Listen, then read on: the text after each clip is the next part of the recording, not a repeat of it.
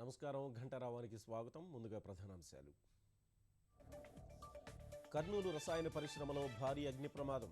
4 గంటలుగా అదుపులోకి రాని మంటలు, తప్పిన ప్రాణ నష్టం.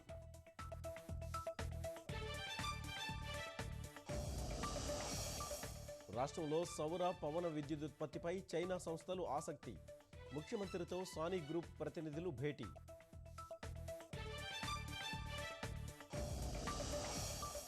కనకదుర్గమ్మకు పట్టు వస్త్రాలు సమర్పణ. రాష్ట్రాన్ని కరువు రహితంగా మార్చాలని వేడుకున్నానన్న సీఎం.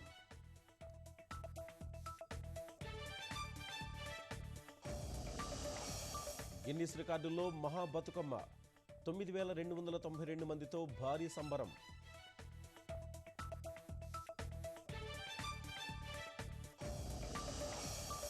పరిస్థితులకు అనుగుణంగా జయలలితకు కృత్రిమ శ్వాస.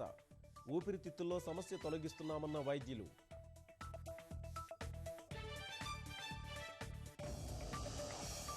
ఘనంగా వైమానిక దళం 84వ వార్షికోత్సవం. ఆకాశ వీధుల్లో భారత సత్తా చాటిన యుద్ధ విమానాలు.